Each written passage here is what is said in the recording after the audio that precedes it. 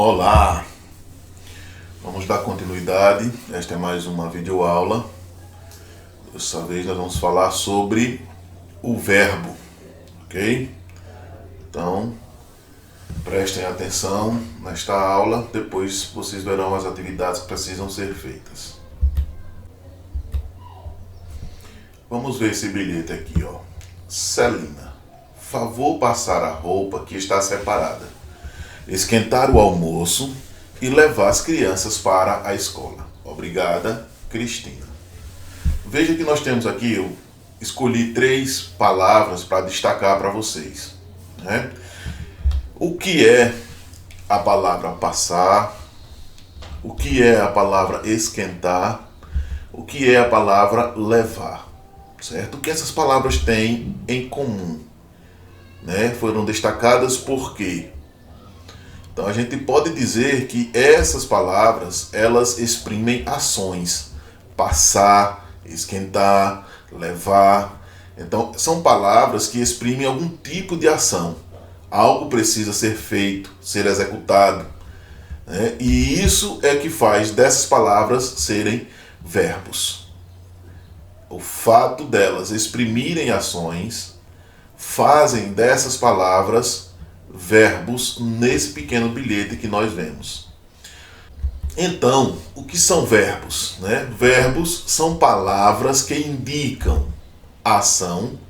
Ó, preste atenção no amarelinho, favor esquentar o almoço. Esquentar é o verbo indicando uma ação que deve ser feita. Verbos também são palavras que indicam o estado. Você está linda com estes óculos. Então observe que é o estado que a pessoa se encontra, linda. Então estar é o verbo que indica o estado em que aquela pessoa com quem nós estamos falando encontra-se naquele momento. Verbos também são palavras que indicam uma mudança de estado. O pequeno menino virou um belo rapaz. Então, virou indica que houve uma mudança de estado. Era um pequeno menino, agora é um belo rapaz. Então, essa palavra indica um verbo. Também, verbos são palavras que indicam a maneira de ser. Meus amigos são geniais. E verbos indicam fenômenos da natureza. Choveu muito forte ontem à noite. Então, choveu indica um fenômeno da natureza. Portanto, a gente classifica estas palavras como verbo. Esquentar, estar, virou, são, choveu, são palavras que a gente pode indicar como sendo verbos, porque indicam ação, estado, mudança de estado, maneira de ser ou fenômeno da natureza. Os verbos, eles mudam para indicar o tempo em que eles estão escritos. Vejam só. Ele completou sua coleção. Qual é o verbo desta frase? Completou, né? E observe que completou indica um fato que já aconteceu. Portanto, completou está no passado. Então, qual é o tempo verbal dessa frase? Passado. Já nesta outra frase, mamãe precisa de uma roupa nova para ir ao casamento. Então, o verbo precisa, essa palavrinha, ele indica algo que está acontecendo nesse momento, certo? Então, mamãe precisa de uma roupa nova. Esse verbo está no presente. Nesta outra frase, diz, irei ao parque no sábado. O verbo aqui é irei. Observe que essa palavra está dizendo, ou está falando, de algo que vai acontecer. Quando o sábado chegar, eu irei ao parque. Quando isso acontece, nós dizemos que está no futuro. Então, os verbos, eles mudam para indicar o tempo em que estão escritos. Que tempo é esse? Passado, que também é chamado de pretérito, presente e futuro. Nós vamos ver mais à frente que o passado ele pode ser dividido em 3 estilos, né? O pretérito perfeito, o pretérito imperfeito e o pretérito mais que perfeito. O presente apresenta-se de uma forma só e o futuro, 2 formas: futuro do presente e futuro do pretérito. Nós vamos observar isso mais à frente. Agora, vamos lembrar um pouquinho os pronomes pessoais que nós já falamos em sala de aula. Eu, são pronomes pessoais que eu estou relacionando. Tu, ele ou ela. Esses pronomes continuam para o plural. Nós, vós, eles ou elas. Ok? Então, eu, tu, ele e ela são pronomes do singular. Primeira pessoa, eu. Segunda pessoa, tu. Terceira pessoa, ele ou ela, que representam as 3 pessoas do singular. Nós, primeira pessoa do plural. Vós, segunda pessoa do plural. Eles ou elas, terceira pessoa do plural. Então nós temos aqui as 3 pessoas do singular. Eu, tu, ele, ela. As 3 pessoas do plural, nós, vós, eles ou elas. Estas palavras são chamadas de pronomes pessoais, certo? Então vamos usar esses pronomes pessoais para a gente entender uma outra forma na variação do verbo, né? O verbo, ele muda para indicar a pessoa em que estão escritos. Veja, gosto muito de escrever poemas. Gosto muito, gosto. Em que pessoa está o verbo gostar, né? Está na primeira pessoa do singular. Eu gosto muito de escrever poemas. Eu gosto. Então, primeira pessoa do singular. Nesta outra frase, gostamos muito de escrever poemas. Olhe que o verbo gostamos, o verbo gostar, foi modificado para atender uma outra característica, né? Qual é essa característica? Plural. Então, gostamos está escrito na primeira pessoa do plural. Nós gostamos. Então, eu gosto, nós gostamos. Eu gosto, primeira pessoa do singular. Nós gostamos, primeira pessoa do plural. Observe agora que a primeira pessoa é quem fala. Eu, nós. Eu gosto, nós gostamos. Primeira pessoa é quem fala. Quem é que fala na frase? Eu ou nós. Em seguida, nós temos gostas de escrever poemas. Gostas é o verbo gostar já modificado para a segunda pessoa do singular. Tu gostas de escrever poemas? Então, tu é a segunda pessoa do singular. Gostais de escrever poemas? Neste caso, o verbo gostar foi flexionado para a segunda pessoa do plural. Vós gostais de escrever poemas. Ele está aqui, né, dizendo que a pessoa com quem falamos gosta de escrever poemas. Então, a segunda pessoa é a pessoa com quem se fala. Então, recapitulando, a primeira pessoa é a que está falando, a segunda pessoa é com quem estamos falando. Então, eu falo com tu, nós falamos com vós. Então, observe que nós temos aqui primeira pessoa, a que fala, e segunda, com quem falamos, ok? Continuando, nós temos aqui, gosta de escrever poemas. Gosta, aqui agora, está na terceira pessoa do singular.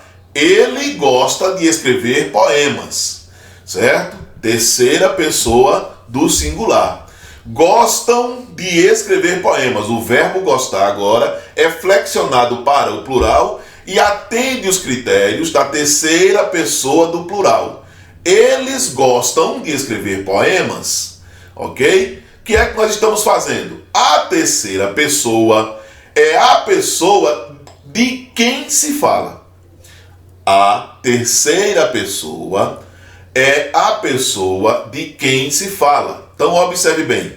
Eu falo com tu sobre ele. Olha só, eu falo com tu sobre ele. Eu, primeira pessoa, aquela que está falando. Tu, segunda pessoa, com quem eu estou falando. Ele, terceira pessoa, de quem nós estamos falando. Nós, fala com vós sobre eles. Nós, primeira pessoa do plural que está falando. Vós, segunda pessoa do plural, com quem estamos falando. E eles, terceira pessoa do plural, de quem estamos falando. Ficou claro? Então, primeira pessoa, aquela que fala, eu, nós. Segunda pessoa, com quem a gente está falando, tu, vós. Terceira pessoa, de quem estamos falando, ele, ela, eles, elas. Vamos prosseguir. Os modos verbais. Nós temos 3 tipos de modos verbais. O primeiro deles é o subjuntivo. O verbo, no modo subjuntivo, ele expressa uma dúvida, uma incerteza. São remotas as possibilidades daquela ação verbal acontecer. Olha a frase: papai, quer que eu ajude? Observe que o verbo ajudar, ele está no subjuntivo, por quê? Porque o filho que pergunta ao pai não tem a certeza de que o pai vai aceitar ajuda. Papai, quer que eu ajude? Então, quando aparece essa incerteza na ação verbal, na concretização, na realização da ação verbal, o modo verbal utilizado aí é o modo subjuntivo. O modo indicativo, ele expressa uma ação que provavelmente acontecerá. É uma certeza ou com a certeza comprovada de que aquela ação verbal vai acontecer. Eu conheço bem você. Olha que o pai, quando responde à criança: papai, quer que eu ajude? O pai faz: eu conheço bem você. Observe que agora aqui no conheço, há uma certeza do pai sobre o que está falando. Então, modo indicativo. O terceiro modo é o imperativo. Esse modo, ele apresenta o verbo na forma afirmativa ou na forma negativa. Com o verbo no infinitivo, nós nos dirigimos para alguém em segunda pessoa, expressando uma ordem, um pedido ou um conselho. O que é que vai dizer se é uma ordem, um pedido ou um conselho? A entonação da voz com que você fala ou o contexto em que o verbo está inserido. Então, dependendo da entonação da voz e do contexto onde o verbo está inserido, nós podemos dizer se ele é uma ordem, se ele é um pedido, se ele é um conselho, certo? Então, por exemplo, nós temos não fale assim. Ele está no modo imperativo negativo. Não fale assim. Fale sempre com firmeza. Ele está no modo afirmativo, imperativo, afirmativo. Em ambos os casos, aqui a gente está dando um conselho. Não fale assim. Quando for falar, fale sempre com firmeza. Então nós estamos dando um conselho. Tu fale, tu não fale. Segunda pessoa. Vamos ver a conjugação verbal de gostar no modo indicativo, ok? No modo indicativo. Os outros modos nós veremos posteriormente. Temos aqui primeiro, pretérito imperfeito do modo indicativo. Eu gostava. Tu gostavas. Ele gostava. Nós gostávamos. Vós gostáveis. Eles gostavam. O que é que caracteriza o pretérito imperfeito? Indica uma ação contínua. Eu gostava, uma coisa contínua, habitual, que costumava acontecer. Então, sempre ocorria, era de costume, era uma coisa contínua. Pretérito imperfeito. Eu gostava, tu gostavas, ele gostava, nós gostávamos. Então, pretérito imperfeito, ele indica uma ação contínua que era habitual, que costumava acontecer. Como na frase, quando era criança, gostava de brincar. Então, quando era criança, eu gostava, eu brincava continuamente. Era uma prática habitual minha. Eu costumava acontecer isso quando eu era criança. Então, eu uso o verbo no modo indicativo pretérito imperfeito. Pretérito perfeito. Eu gostei, tu gostaste, ele gostou. Nós gostamos, vós gostastes, eles gostaram. O que é que caracteriza o pretérito perfeito? O pretérito perfeito indica uma ação que já ocorreu, cessou, certo? Eu gostei, cessou. Ele gostou e cessou. Não é uma ação contínua, não tem um rito de continuidade. Aconteceu, certo? Eu gostei bastante de ontem. Gostei bastante de ontem, certo? Isso é o modo cessante. Aconteceu. E nós temos o pretérito mais que perfeito. Eu gostara, tu gostaras, ele gostara, nós gostáramos, vós gostareis, eles gostaram. O que é que caracteriza o pretérito mais que perfeito? Ele indica uma ação verbal que aconteceu no passado, mas que tem relação com outro fato passado, certo? Ela não existe sozinha. É uma ação passada que indica uma relação com outro fato passado que também aconteceu. Eu gostara, mas tu gostaras, mas... Então, observe o exemplo. Quando mamãe chegou, um fato passado, eu já gostara bastante da surpresa. Então, o gostar está relacionado a outro fato passado, que é quando mamãe chegou. Quando mamãe chegou, eu já gostara bastante da surpresa.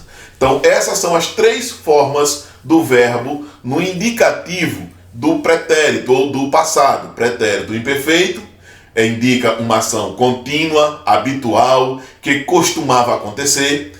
Pretérito perfeito é uma ação cessante, indica uma ação que aconteceu. E o pretérito mais que perfeito, ele indica uma ação passada, mas que se relaciona com outro fato também passado, certo?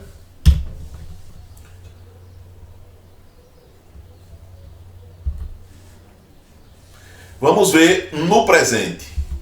Eu gosto, tu gostas, ele gosta, nós gostamos, vós gostais, eles gostam. O que é que caracteriza o presente? Ele indica uma ação que está acontecendo ou que ocorre sempre. Ocorre sempre. Não é que ocorreu, nem que irá ocorrer. É uma ação que está ocorrendo no momento ou uma ação que sempre ocorre, sempre acontece. Então, quando isso acontece, o verbo está no presente do indicativo. Tu gostas de presentes. Tu gostas de presentes. É um fato atual, está acontecendo, certo? O futuro, como a gente já falou, ele tem duas formas. Futuro do presente, que fica eu gostarei, tu gostarás, ele gostará, nós gostaremos, vós gostareis, eles gostarão. O que é que caracteriza para a gente o futuro do presente? Uma ação que vai acontecer. Olha só, é como uma certeza de que vai acontecer. Quando nós temos isso, nós temos o futuro do presente. Uma ação que ainda vai acontecer. Amanhã gostarei mais de presentes. Então, quando amanhã chegar, eu gostarei mais de presentes. Ok? E por último, nós temos o futuro do pretérito. Eu gostaria, tu gostarias, ele gostaria, nós gostaríamos, vós gostaríeis e eles gostariam. O que é que caracteriza o futuro do pretérito? Uma ação que vai acontecer, mas depende de uma condição para que aquilo aconteça. Então, quando alguma coisa vai acontecer, mas depende de outra para acontecer, o verbo está no futuro do pretérito do indicativo. Por exemplo, eles gostariam mais de estudar se tivessem livros. Então veja que o gostariam de estudar depende da situação. Se tivessem livros, eles gostariam mais de estudar. Então a conjugação do verbo no presente indica uma ação que está acontecendo ou uma ação que acontece sempre. No futuro do presente é uma ação que vai acontecer. E no futuro do pretérito é uma ação que vai acontecer, mas depende de uma situação para que aquilo ocorra. Ok? Prossigamos. Agora vocês vão ao livro e vão fazer as atividades que estão lá na página 133 até a 140. Estudem, leiam os textos, façam as interpretações, as questões sobre verbo e também na página 160. Pronto, Deus abençoe a todos. Até a próxima aula.